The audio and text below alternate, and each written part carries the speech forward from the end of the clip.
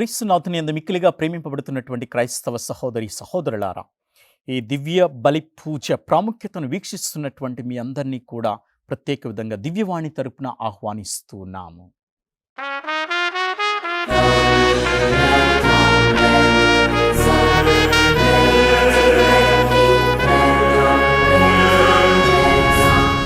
ఇటీవల మనం దివ్య బలి పీఠము, పూజా పీఠాన్ని గురించి, దాని ప్రాముఖ్యత గురించి తల్లి అయినటువంటి తిరుసభ అలాగే రోమియ కథోలిక క్రమాలను అనుసరించి కూడా నియమావళిని అనుసరించి, అనగా ఈ సాధారణ దివ్య పూజా బలి సాధారణ నియమావళి, దీన్ని అనుసరించి మనందరం కూడా ఈ దేవాలయాలు నిర్మించేటటువంటి సమయంలో బలిపీఠాన్ని ఏ విధంగా అమర్చాలి, అలాగే దానికి ఇవ్వవలసినటువంటి గౌరవము, అలాగే మన భారతదేశపు కథోలికుల పీఠాధిపతుల సమైక్య రోమియ క్రమానికి సంబంధించినటువంటివి కూడా, అనగా CCBI, మనకి conference of Catholic bishops of India, మరీ ముఖ్యంగా ఈ దివ్య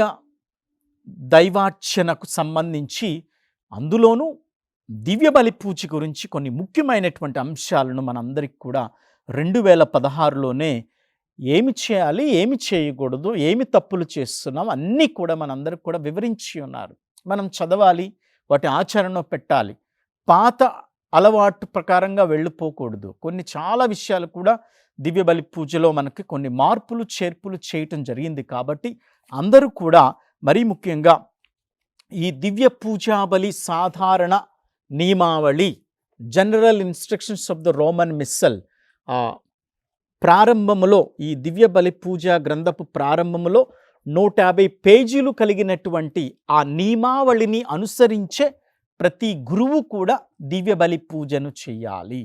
అందులో మనం దివ్య బలి పూజకు ఉపయోగించేటటువంటి పవిత్ర వస్తువులను అనుసరించే మర్యాదగా, గౌరవంగా మనం అమర్చుకోవాలి. అందులో ఆ విషయమే మనం పోయిన విభాగంలో దివ్య బలి పీఠాన్ని గురించి ధ్యానం చేసాం. ఇప్పుడు దాన్ని కొనసాగిస్తూ ఉన్నాం. అసలు బైబిల్ గ్రంథములో బలిపీఠాన్ని సంబంధించినటువంటి విషయాలు ఏమున్నాయి అనేటటువంటిదే విభాగంలో చూడబోతూ ఉన్నాం. మన గురువు దివ్య బలి పూజ చేస్తూ ఉంటాడు బలిపీఠము మీద.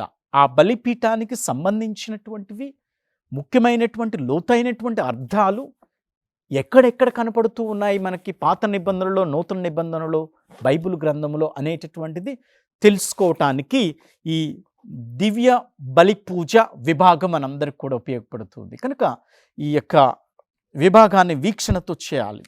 ప్రియమైనటువంటి వీక్షకులారా, మనం బలిపీఠాన్ని నూతనంగా ఈ ఆధునిక కాలంలో కనుగొన్నది కాదు. మరి ముఖ్యంగా నూతనంగా మనకి కనుగొన్నటువంటిది కాదు. మనకి ఇప్పుడు ఇటీవల వస్తున్నటువంటిది ఆర్టిఫిషియల్ ఇంటెలిజెన్స్ అని మనం వింటూ ఉంటాం.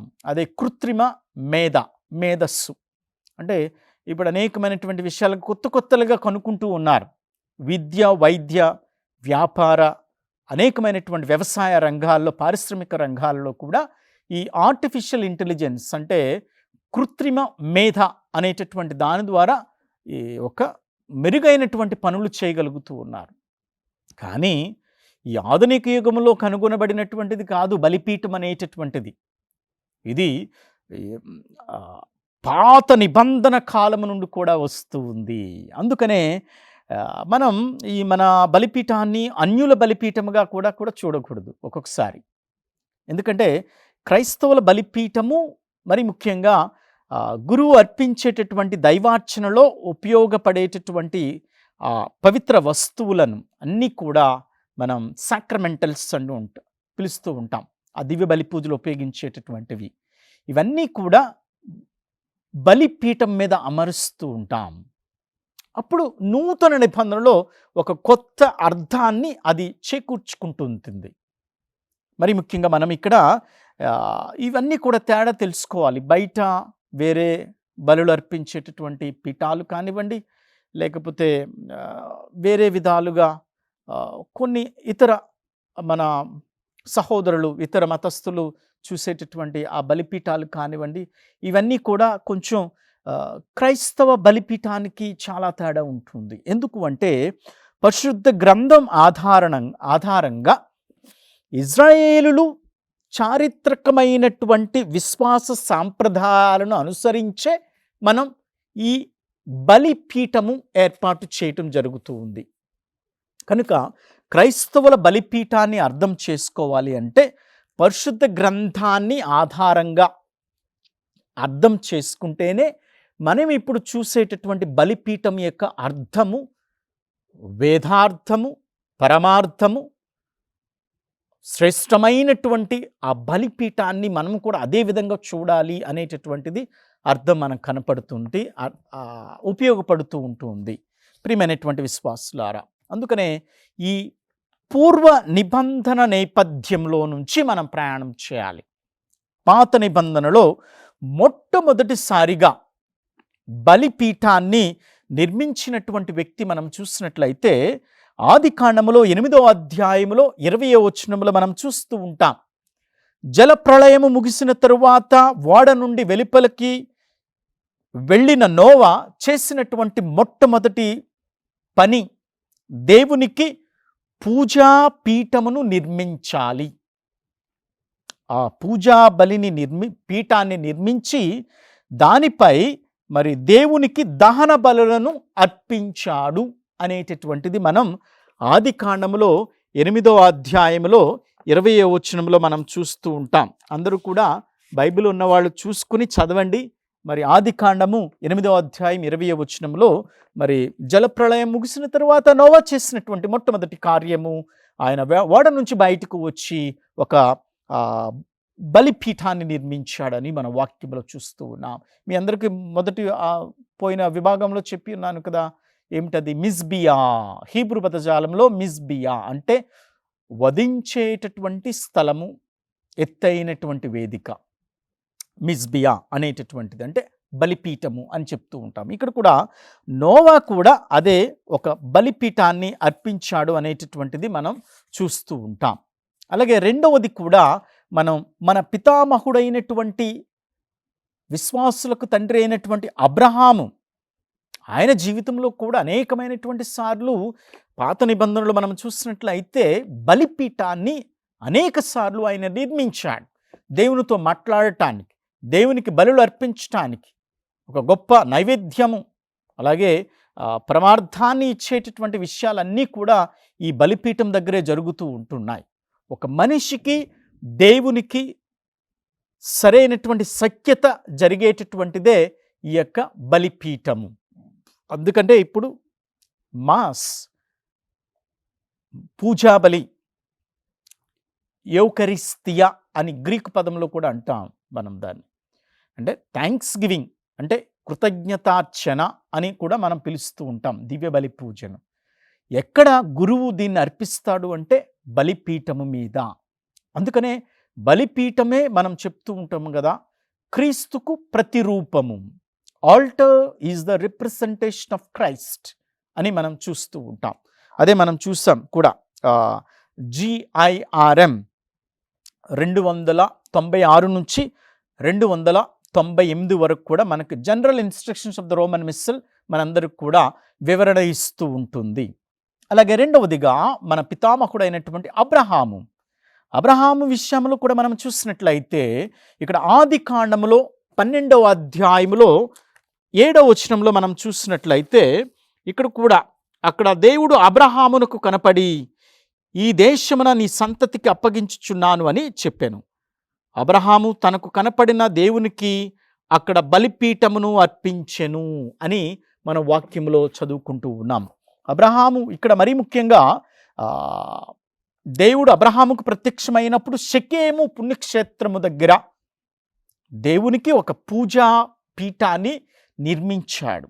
అలాగే ఆదికాండము 12వ అధ్యాయంలో 8వ వచనంలో కూడా మనం చూస్తూ ఉంటే బేతేలునకు తూర్పుగా ఉన్న హయీకిని అనేటటువంటిది మనం చూస్తే ఇక్కడ హయీకినికి నడుమ మరో పూజాబలి పీఠాన్ని నిర్మించాడు, దేవుణ్ణి ఆరాధించాడు అని మన వాక్యంలో చూస్తూ ఉంటాం. ఇక్కడ మనం ఆదికాండం 12వ అధ్యాయము 8వ వచనంలో మనం చూసినట్లయితే, అతడు అక్కడ నుండి బయలుదేరి బేతేలునకు తూర్పుగా ఉన్న కొండ నేలకు వెళ్ళెను.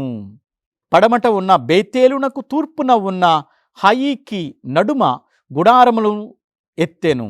అక్కడ బలిపీఠమును నిర్మించి దేవుని ఆరాధించెను.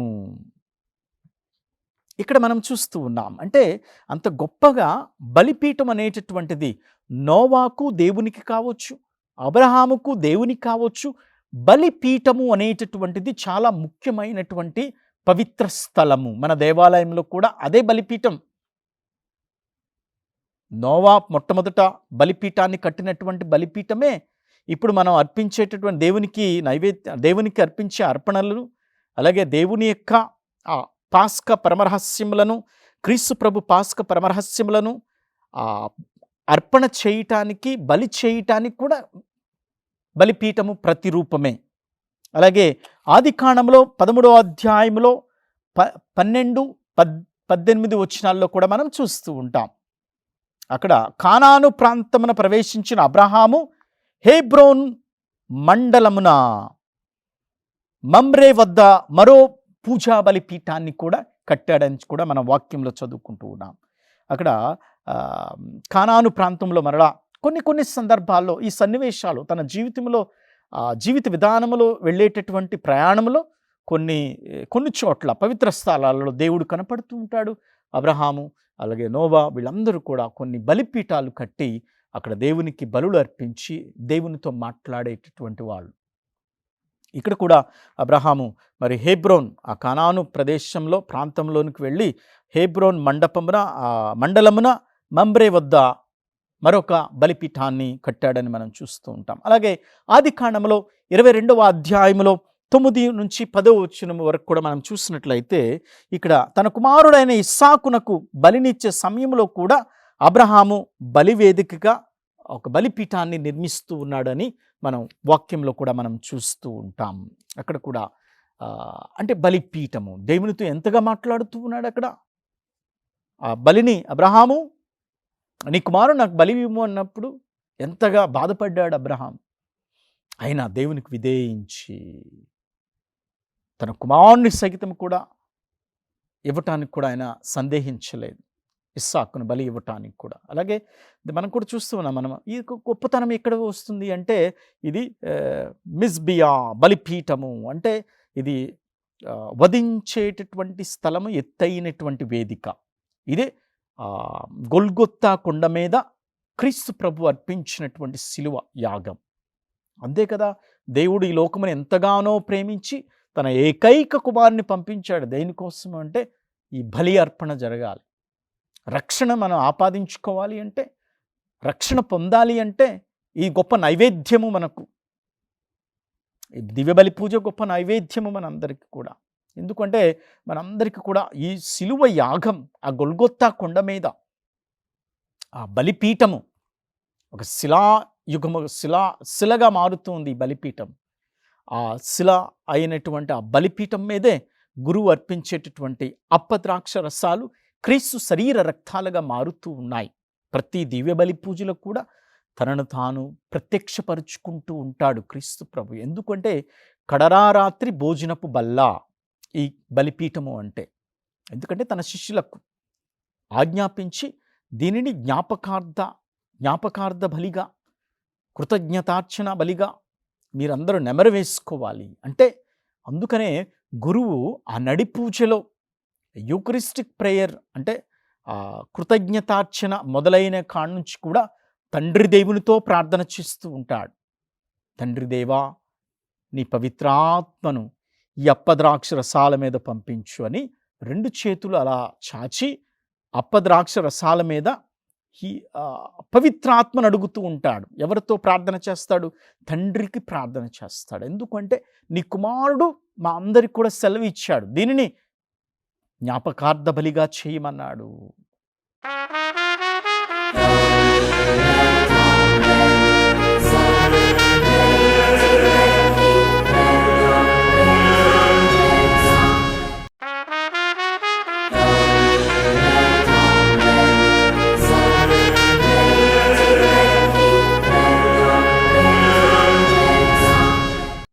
తన శరీరం అన్నాడు, తన రక్తము అన్నాడు. కాబట్టి దీన్ని మీరు కొనసాగించండి అని చెప్తూ ఉన్నాడు.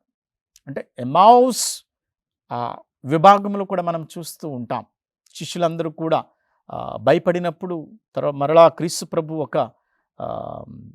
ఒక పరాయివాడిగా వారితో వచ్చి కూర్చుని భోజనానికి, తర్వాత రొట్టెను విరిచినప్పుడు వారి కనులు నేత్రములు తెరవబడ్డాయి. క్రీస్తు ప్రభు అదృశ్యుడయ్యాడు. అంటే దివ్య బలి పూజ అనేటటువంటిది క్రీస్తు ప్రభువే నేరుగా తన శిష్యులకు ఇచ్చినటువంటి గొప్ప ఆజ్ఞ. దీనిని నా జ్ఞాపకార్థముగా మీరు కొనసాగించండి, మరిచిపోవద్దు.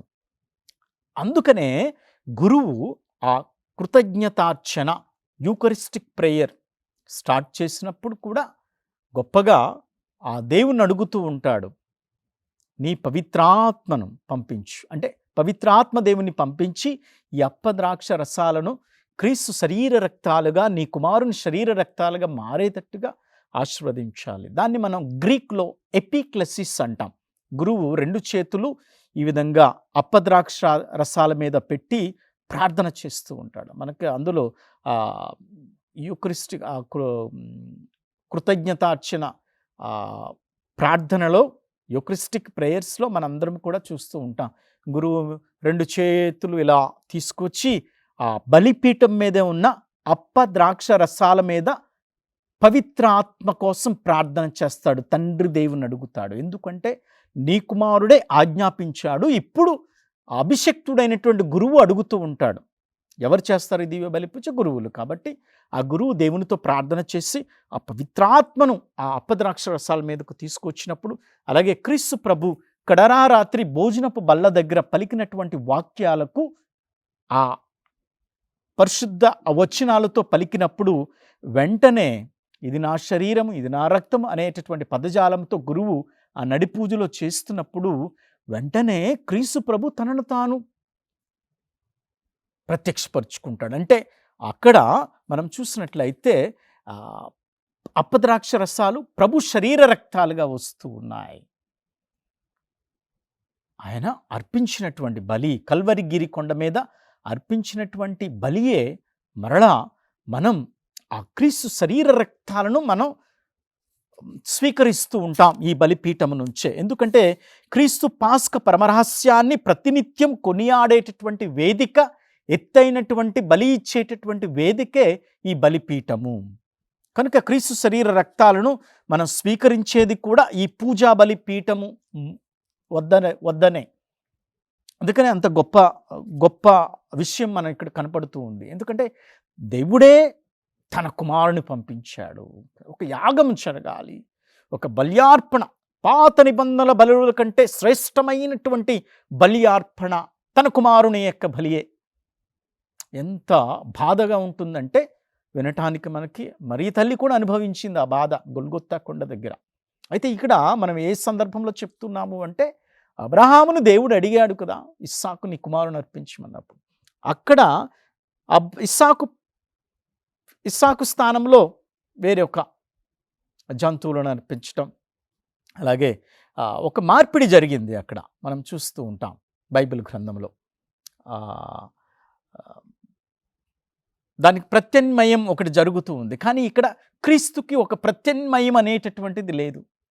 ఎందుకంటే ఓం వృక్షశూల తార్పూనానా నమా అని మనం ఋగ్వేదాల్లో, యజుర్వేదాల్లో కూడా ఒక కొయ్యకు వృక్షానికి అంటగొట్టబడినటువంటి వాడా నీకు నమస్తే అనేటటువంటి విధంగా మనకు ఈ బలి అర్పణం అంటే గొల్గొత్తా కొండ మీద క్రీస్తు ప్రభు అర్పించేటటువంటి బలి పాత నిబంధనల బలుల కంటే శ్రేష్టమైనటువంటిది. కాబట్టి అక్కడకు బలియాగం పరిపూర్తి అవుతుంది. ఇక నుంచి బలులు జరగవు, ఇక నుంచి రక్తాలు చిందించబడలేవు, మన కంటికి కనపడవు.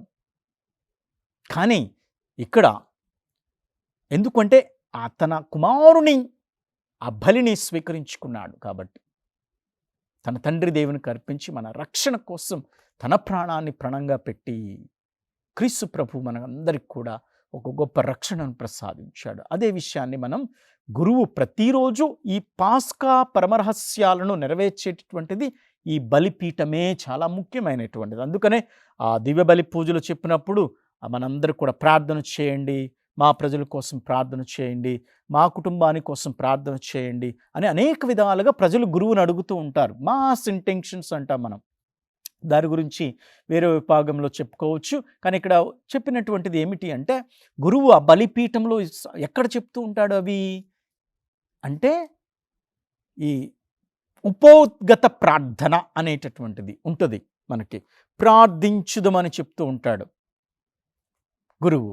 అంటే దీన్ని మనం లటీన్ భాషలో ఏం పిలుస్తామంటే, మన తెలుగులో సంఘ ప్రార్థన, అలాగే లతీనులో కొలీజెరే అని పిలుస్తూ ఉంటాం. కొలీజెరే అంటే కలెక్ట్ అనేటటువంటి ఇంగ్లీష్లో అంటాం, దాన్ని లతీనులో కొలీజెరే అంటాం, తెలుగులో సంఘ ప్రార్థన అంటాం. అంటే దీని అర్థం ఏమిటి అంటే, ప్రజల విన్నపాలన్నిటినీ కూడా సేకరించటం. కొలీజెరే, కొలెక్ట్ అని పిలుస్తూ ఉంటాం ఇంగ్లీష్లో. ప్రజల విన్నపాలన్నిటిని కూడా సేకరించి వాటిని ఆ దివ్య బలి పూజ పీఠం మీద ప్రార్థించుదమని ప్రారంభంలోనే ఆ తండ్రి దేవునికి కుమారుని మధ్యస్థ ప్రార్థన ద్వారా విన్నవించుకుంటున్నాము తండ్రి అని గురువు తండ్రి దేవునితో ప్రార్థన చేస్తూ ఉంటాడు. అంటే ఈ స్థలం అంత గొప్పది, దివ్య బలి పీఠం అంత గొప్పది, ప్రజలు దేవుడు మాట్లాడుకునేటటువంటి ప్రాంతం, అది ప్రదేశం, పరిశుద్ధ స్థలము. కాబట్టి దాన్ని మనం గౌరవ మర్యాదలతో ఉంచాలి. కనుక ఇక్కడ అబ్రహాము తన కుమారుడైన ఇస్సాకును బలి ఇచ్చే సమయంలో కూడా అబ్రహాము బలివేదికను నిర్మించి ఉన్నాడు. కనుక అలాగే మనం చూస్తూ ఉంటాం, ఇస్సాకు కూడా ఆదికాండములో 26వ అధ్యాయం 25వ వచనంలో కూడా బెర్షెబా వద్ద ఇస్సాకు కూడా బలిపీఠాన్ని నిర్మించి ఉన్నాడు. ఆదికాండములో 33:20వ అధ్యాయంలో షెకెము వద్ద కూడా, అలాగే ఆదికాండం 35:1-14వ వచనంలో కూడా మనం బేతేలు వద్ద ఒక పూజా పీఠాన్ని నిర్మించి భగవంతునికి అర్పించారు అనేటటువంటి విషయాలు మనం చూస్తూ ఉంటాం. అక్కడ అబ్రహాము అలాగే యాకోబు కూడా అనేక చోట్ల అక్కడ కూడా నిర్మించి దేవునితో మాట్లాడినటువంటి ప్రదేశంలో బేతేలు దగ్గర మనం చూస్తూ ఉంటాం. అలాగే మనం మోషే కూడా అమలేకులతో యుద్ధాన్ని జరిగినప్పుడు రెఫెదీము దగ్గర మరి పూజా బలిపీఠాన్ని నిర్మించాడని కూడా మనం నిర్గమాకాండములో 17వ అధ్యాయం 15వ వచనంలో మనం చూస్తూ ఉంటాం. అలాగే మనం సౌలు మహారాజు కూడా మనం 2వ రాజుల దినచర్యలో 4వ అధ్యాయం 11వ వచనంలో, అలాగే సొలొమోను మహారాజు దేవునికి బలిపీఠాన్ని నిర్మించాడు. 1 సాముయేలు గ్రంథంలో 14వ అధ్యాయంలో 35వ వచనంలో కూడా సౌలు మహారాజు ఈ విధంగా. అలాగే ఇక్కడ ముఖ్యమైనటువంటి విషయాలు కూడా మనం చూసినట్లయితే, దేవుడు ప్రత్యక్షమైనప్పుడు, దేవుడు మహిమ ప్రత్యక్షమైనప్పుడు దేవునికి నిబంధనగా గుర్తుగా, దేవునికి కృతజ్ఞతగా అర్పించేటటువంటి బలుల కోసం దైవారాధనకు పవిత్ర స్థలముగా బలిపీఠాన్ని నిర్మించి వాడటం జరిగింది. ఈ మాట చెప్పటానికి ఈ పాత నిబంధనలో నోవా దగ్గర నుంచి కూడా చెప్పటం జరుగుతుందన్నమాట. మరి ముఖ్యంగా ఇంకొకసారి, దేవుడు ప్రత్యక్షమైనప్పుడు, దేవుని మహిమ ప్రత్యక్షపరచబడినప్పుడు, దేవుని నిబంధనకు గుర్తుగా దేవునికి కృతజ్ఞత అర్పించేటటువంటి బలుల కోసం దైవారాధనకు పవిత్ర స్థలముగా బలిపీఠాన్ని నిర్మించి వాడటం జరుగుతూ ఉంది. అందుకే మనం ఆ దేవాలయంలో బలిపీఠం మీద ఆ బలి అర్పణ అనగా క్రీస్తు ప్రభు దివ్య బలి పూజ అర్పించటం, అలాగే ఆ బలిపీఠం నుంచి ప్రభు శరీర రక్తాలను మనం దివ్య సప్రసాదాన్ని స్వీకరించటం జరుగుతూ ఉంది ప్రియమైనటువంటి విశ్వాసులారా. కనుక ఈ విషయాల్ని మనం జ్ఞాపకం చేసుకుని, మరి ఇజ్రాయేలులు కూడా మరి మత ఆచార సంప్రదాయాలలో పాప పరిహార బలి, దోష పరిహార బలి, సమాధాన బలి, కృతజ్ఞతా బలి, దహన బలి, సంపూర్ణ బలి అని రకరకాలుగా ఉండేటటువంటిది ఇజ్రాయేల్ ప్రజలందరి కోసం. కనుక మనం లేవీయుల కాండంలో 6వ అధ్యాయం 7వ అధ్యాయాల్లో మనం చూసినట్లయితే వీటన్నిటిని నిర్వహించేటటువంటి సరియగు బలిపీఠాలను నిర్మించుకునేటటువంటి వాళ్ళు. అలాగే మరి రాను రాను కూడా బలిపీఠ నిర్మాణం కూడా మొదట్లో ఒక పెద్ద బండ మీద నిర్మించేటటువంటి వాళ్ళు, అలాగే తర్వాత ఇటుకలు చేరచేసి, అలాగే కొంతకాలం అయిన తర్వాత తుమ్మ కొయ్యలను వాడటం, అలాగే దానికి ఇత్తడి రేకులను అమర్చటం, నిర్గమకాండంలో 27వ అధ్యాయంలో మనం చూస్తూ ఉంటాం. అలాగే 2వ రాజుల గ్రంథంలో 4వ అధ్యాయం 19వ వచనంలో కూడా మనం చూసినట్లయితే సొలొమోను మహారాజు కంచును మరి బంగారముతో బలిపీఠాన్ని నిర్మించాడని కూడా తెలుస్తుంది. కనుక రాతి నిర్మాణం నుంచి మెల్లిమెల్లిగా కొయ్య నిర్మాణానికి, తర్వాత ఇత్తడి బంగారపు పూతతో రేకులతో బలిపీఠాన్ని నిర్మించారు సొలొమోను వరకు కూడా మనం 2వ రాజుల గ్రంథం 4వ అధ్యాయం 19వ వచనంలో కూడా మనం చూస్తూ ఉంటున్నాం.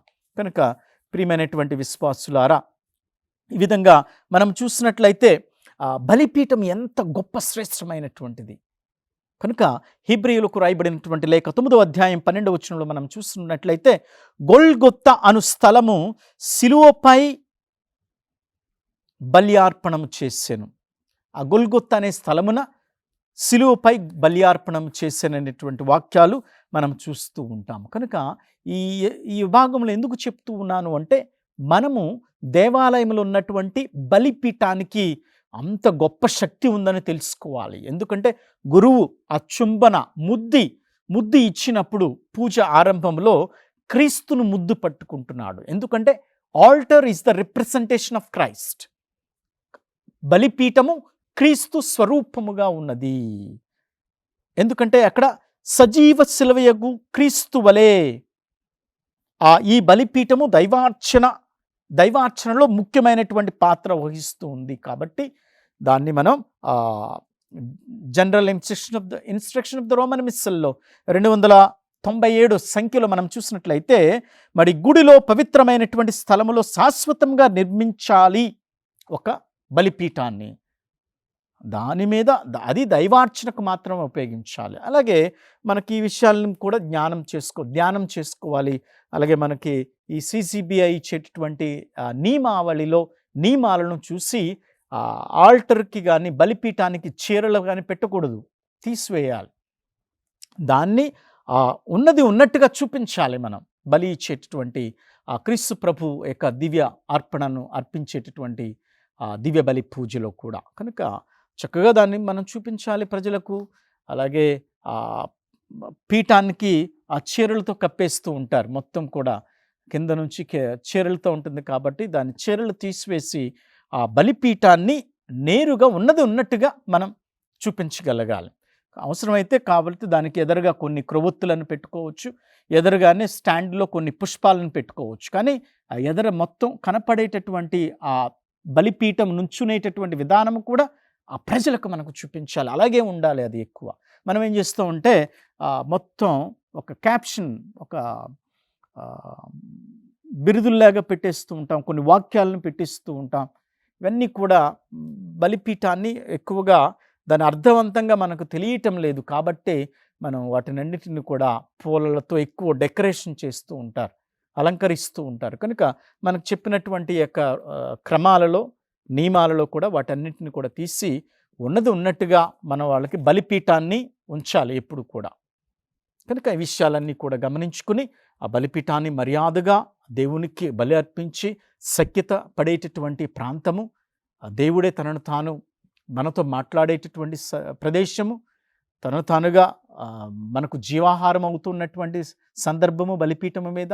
కనుక ఇవన్నీ కూడా జ్ఞాపకం చేసుకుని మరి మనందరం కూడా ప్రభుని యొక్క గొప్పతనాన్ని తెలుసుకుందాం.